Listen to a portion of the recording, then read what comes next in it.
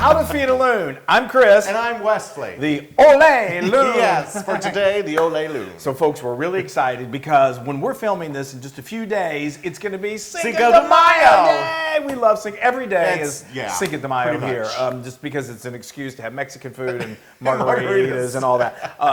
But we are going to make a classic Mexican dish, although it is on practically every Tex-Mex menu in the world. It's just so good. It's honestly one of my favorite dishes in the world. It is. We are making Chile Rellenos stuffed with cheese. Did you get that? Chile Rellenos. Yes. Oh, it's so good. We love them. I love it. I love it. I love it. So it's one of those things that you just gotta you gotta dive into. A lot of these components you can do ahead of time, which is great.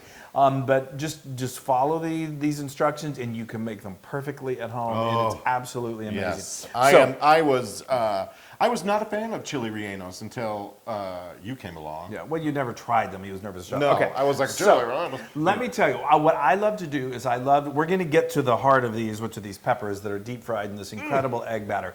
But first of all, I love for them to be served in just a very nice, delicious Mexican tomato sauce. So let me tell you how I make that. I make it first. You can even make it the day ahead and then reheat it, which is what we do. Amazing. So I get out my trusty blender, and then I get a can of 28-ounce can of whole tomatoes with their juice. I love San Marzano. They're so flavorful. Make sure they're certified. You can use fresh tomatoes. It's about 1.5 pounds, but the canned San Marzano are so good. Yes. Put those into the blender, and then to that we're going to add a cup of good quality chicken stock, and then we're going to add about 1/4 cup of chopped white onion. You can use a half an onion, whatever. Just use about 1/4 of a cup. And then some garlic. And then we're going to get some garlic, a couple of cloves of garlic, just roughly chopped. They're all going in the blender, so you don't have to finely chop this. And then you're going to get some distilled white vinegar. Distilled white vinegar, and then we're going to add to that some seasonings. We're going to add some sugar. We're going to do some Mexican oregano. If you can't find Mexican oregano, just use regular oregano. It's dried. And then we've got some nice kosher salt. Get all the exact measurements on the recipe at How to Feed a Loon. Those go into the blender. Securely put your top on. And then puree it. And literally you puree it for about 60 seconds, maybe 90 seconds, and it's just going to make it really liquidy and really frothy and beautiful. Then what we're going to do... We're not done yet. We're not done. Again, do this ahead of time. Then we get out a nice sieve, and then you pour that sauce, that liquid, into that sieve, and then use a wooden spoon to kind of help that pure liquid go through there, and it's going to leave the solids behind that you're just going to discard the solids. And you keep repeating this process until all of the liquid, you've got this really smooth, clear, not clear, but really beautiful sauce. This sauce is not real thick. It's not like a gravy. It really is more just like a a beautiful little sauce. It is complement really great. Yes. Then I get a nice skillet. I love to use my cast iron skillet. I heat 2 tablespoons of corn oil over medium heat. I thought it was peanut oil. You can use peanut or you can use corn. I love corn because it just reminds me of Mexican. Oh, okay. I'm sorry. Just asking. So anyway, you heat that up, and then you're going to pour the sauce in there, and then that's going to cook. Bring it to a simmer, and then just let it simmer for 10 minutes, and that's all there is. That sauce, those flavors meld. It's so beautiful, and it's a wonderful base for this. Okay, so now I've prepped you on that, right? So you can do that ahead of time. Yes. That's a lot of talking I'm doing here. I'm sorry, but we're going to get to the good stuff here in just a moment. I'm sure I wonder why is your jaw sore? It is. Well, yeah. It always is. My ears are from hearing you talk so much. But anyway, all right. So now we've done that. Okay, now we're going to move to the peppers. To the main. So I was going to show you here. Let me just show you. Yeah. So I've got some. I always keep these are what are called poblano peppers. I love them. They are on the heat scale, on the lower end of the heat scale. A jalapeno would be up here. A serrano would be here. Right. These are down here. These just have a great, delicious, fresh taste about them. Beautiful flavor, and they're so great when they're roasted. So let me tell you how I roast these peppers, which you can do. First of all, it's just like roasting a bell pepper. You can do it in multiple ways. A lot of people just stick them under their broiler. You want to get them kind of nice and charred, because what that's going to do, it's going to infuse flavor, but it's also going to make it really easy to peel pull the away, skin away, to yep. pull the skin. Yep. So you can do it under a broiler. You can do it out on your grill. I've seen some people actually just stick it in your. We're going to be deep frying these, so you can put them in hot oil, blister that skin, let them cool. But what I love to do is if you have a gas stove top, then it's so easy. Just turn on the gas stove. You can do 2, 3, 4 at a time. We do at least 2 at a time. Yes. And then just use some nice metal tongs and place these peppers right directly onto the flame. Use the little grates to kind of keep it a little off of it. Yeah. But even if it's hitting the flame, that's okay. They're not going to catch on fire. The only thing you got to be aware of is don't let this stem catch on fire. Because that disappears in a second. Yeah, it will catch on fire, and then it'll break off. And you kind of need it. It's a nice little handle later when you're dipping it into the batter. So anyway, you continue to do that until the skin gets nice and battered. I am just talking so much. But I know. Anyway, it's all for good reason, I promise. And you're going to do that until it's nice and blackened. And then what you're going to do is you're going to remove it, and you're going to get a bowl, place it in the bowl, put some plastic over the bowl, and then let it sit there for 20 minutes. That's, when you can get your other ingredients kind of together. What that's going to do is it's sort of like a sauna for those peppers. They're in there like just kind of melt or talking and getting all sweaty, and they start to their skin just becomes really loose. Yeah. So then you take that plastic wrap off, and then literally with your fingers, we do this together. You just start to kind of peel away that skin, and you'll be able to get most of it. If you don't get 100% of it, that's okay, because that charred kind of that roasted it just adds to the flavor of the peppers. But yeah. So then we're almost there. Then you get a nice sharp knife, and you just cut from the top very carefully to the top of the pepper to the end of the pepper, and make just a nice slit. Don't cut all the way through, because that'll be a problem. Just cut enough where you can kind of open that pepper up, and then you're going to see a pod of seeds up there towards this stem. And you want to do your best to try and get those seeds out of there. You've probably heard us say that those seeds are what do pack some heat. Yes. You're not going to be, when you eat the oregano, you're not going to be eating the top part of this probably anyway. So if you leave a little in there, it's okay. But do your best to get them out. Kind of turn it upside down, dump them out. Sometimes get a wet paper towel. That helps get them out of there. Right. And so now here we have these beautifully. They're roasted. They look poblanos, fantastic, and they're ready to be stuffed. So I know. I'm a stuffer. Yeah, well, that's true. Anyway, so like we said, these are going to be stuffed with cheese. I just love a good Mexican cheese. Yeah, mix. You can use a Chihuahua. Any kind of a good Mexican queso cheese is good. Don't use just like queso. But a good melting cheese. Any kind of a Monterey Jack is great. That's easy to find. Yeah. Cheddar, you can find. While you're talking, I'm going to start. Good molding. quality cheese at the supermarket, no problem. Just probably don't use like a mozzarella. Let's stay in the vein of Mexican cooking here. Okay, so we are going to take about. Oh, I should just say there are all kinds of fillings that you can have. He's still talking. For chili rellenos. I just have to get it out. You can do pork, you can do beef, you can do chicken. All of those are wonderful. Or you can just do cheese. And for some reason, I just love the cheese because it's so flavorful. I love cheese. So we've got. I am molding some making cheese. some football-sized cheese. Not football-sized. Well, football they're shape. cheese balls in the shape of a football. It's about 4 to 5 ounces of cheese that we've got here.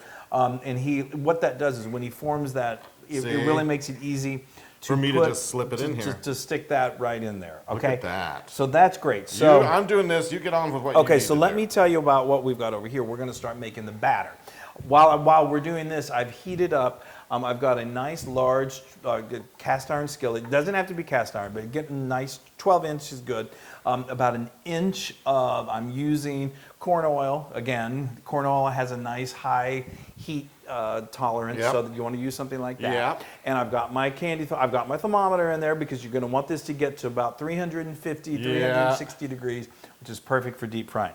Now, what's unique about this, I'm sorry I'm talking so much. It's just I'm so passionate about this. I got to show you. Well, Get a little taste of it. anyway, at least they listen.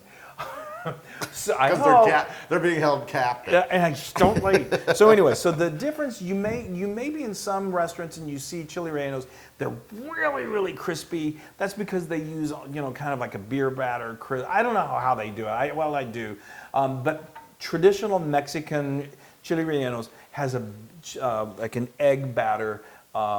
Breading kind of coating on the outside, and it's a much softer. It just blends in so beautifully with these peppers. So when you're cooking them, just keep that in mind. So what we're going to do is we've got 4 eggs. That you want to keep them nice and cold and use these right before take them out of the fridge. And what we're going to do is we're going to separate them. I've already taken the liberty of separating 3, and then you're going to want. So I've got the egg whites, in here, and then I've separated 2 egg yolks here, and then I'm going to have 2 egg yolks over here right after I do this. And so the way I'd love, Now, why wouldn't you be doing it? Because you want the egg yolks to go in there. Yeah. And then so this you is want just the whites. I'm sorry, the whites. I'm mixing that up. So anyway, So you want your whites, not the egg yolk. you're going to use the egg yolks in a minute, but Yes. here are, so I've got 4 egg whites. In just like a metal bowl, you can all do this in a standing mixer, that's no problem. But I've got my hand mixer here, and what we're going to do is we are going to form some stiff peaks. Okay? So he's going to do that, and then I'm going to show you what I do to my chili relleno over here, my stuffed ones. So what I do is I've stuffed it. I probably overstuffed it, but hey. That's what he what does. I want to do is I want to make sure that these stay together.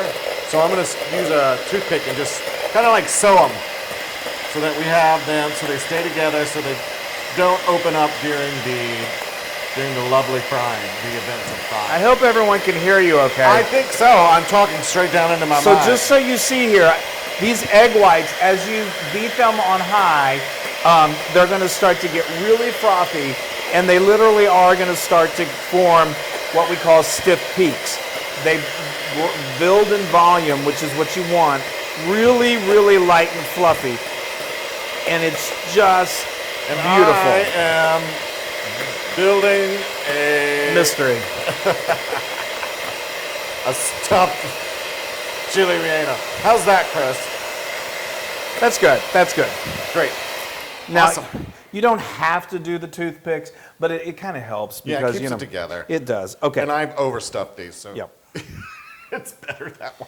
Yeah, well, we're used to being overstuffed Yes, here. yes. So now what I've done is I've added in a half a teaspoon of kosher salt. Sure. I'm going to get that well incorporated. Now I've got these 2 egg yolks. Yeah. It just helped. Let's make sure everybody can see. We're going to add those in. And now I'm just going to incorporate those.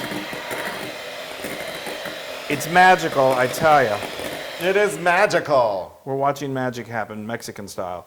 Oh, I love Mexico. I love Mexican people. They're some of the best people They in the world. are. Okay. So kind, generous. And the best food in the world. Yes. Okay, now look how gorgeous that is. Now we're just going to add, this is like a tablespoon and a half of flour. It just helps the consistency. Yep. Now, while you're doing that, Chris, do you want me to put these in the flour? Yes. Okay. So I'm going to take this flour now, and I'm just going to put them here and just coat them a little bit. That is perfect batter, folks. So I'm just going to kind of... Yeah, now we want to do just a quick, Just you do don't it? have to- I don't know. yeah, just kind of dredge them like you I'm normally getting would my dredge. cheese. There we go. See, it's Yeah. hard to do it with these guys. Oh, gosh. There we go. Okay. There we go. That's good. That's fine. Okay. I'm now, while telling you. he's doing that, I'm going to go ahead and... Yeah, here we go. There we go. Sorry, folks. There we go. Now, like I said, the toothpicks aren't 100% necessary. They just help. Yeah. You can certainly, I'm going to show you the technique of how, when you lower this into the oil, the way you can seal this where it's not going to be a Yeah. problem. But now I'm just going to drop this into the batter, and we're just going to immerse it. And you can use your hands to kind of help a little bit. It's not like your typical batter. It's going to be very frothy. Some of it's going to fall off. Yep. And let me I'll go throw ahead. this and- one in there, Okay, too. let's do that one too. All right, I've got it closed. Okay, that's good. And like I said, we're just going to let this, we're going to cover this up. I use my fingers to kind of help. It's a little messy, but That's all great. good cooking is. That's great. Okay. Now, like I said, I've got my oil over here that's been heated to 350 excited. degrees. And we're going to lower these in, and we are going to make some chile rellenos. Yeah, lower those babies in. Amazing. Okay. How's your oil? It's Is it good. good? It's perfect. Okay. We're at 350, which is exactly what I'm going to go ahead and take my thermometer out. Okay. Now, Drop those babies in. what you want to do is you want to drop them Repeat myself. seam side. The opening is going to be at the top. Okay, and just Seam side up. seam side up. Okay, and then we're going to just do this over here. Yeah, Now, those look nice and fluffy. Now the secret to this is to start to just, I'm dripping. I'm like Mrs. Doubtfire when she's dripping. Thank you.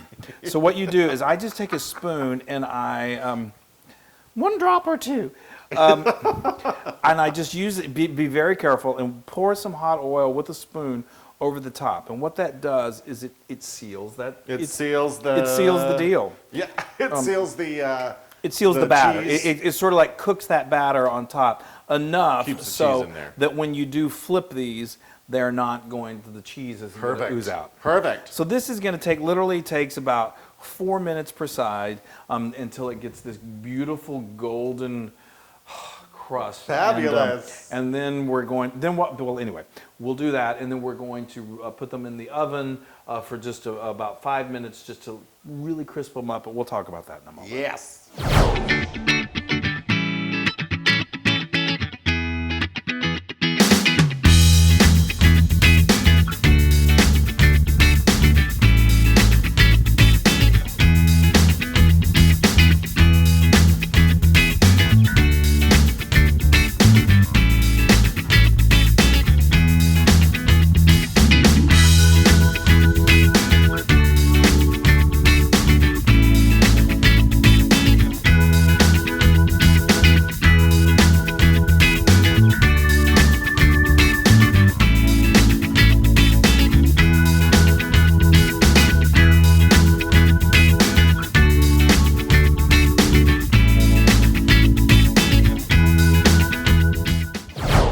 Okay, folks. All right. It is prime time. Oh my gosh. Lord. These are a thing Those look of amazing. beauty. I just dropped my fork. That's all right. I got another fork for you. Okay, thank you. I'll Don't just pick up a dirty fork. Okay, so now let me just recap why Oh, these cool yay, off. those Just look those great. are beautiful. These are as good as you'll find. Dare I say Mexico? maybe pressing my luck here, but anyway. Well. So what we did was, you saw that we put these in the oil. We let them go for about 4 minutes per side. These are a little delicate, so what I like to use is a metal spatula and then a fork. Forks are good devices to kind of help maneuver things around. You just got to be. They're sturdy, but you can't be too crazy with them, because you don't want them to break open and spill out all that cheese. Okay, so then what we did was we very carefully removed them, and then we put them on a plate with some paper towels. It's just going to help let some of that oil drain out and let them cool for just a couple minutes. Then what we did is we have an oven that's preheated to 400 degrees.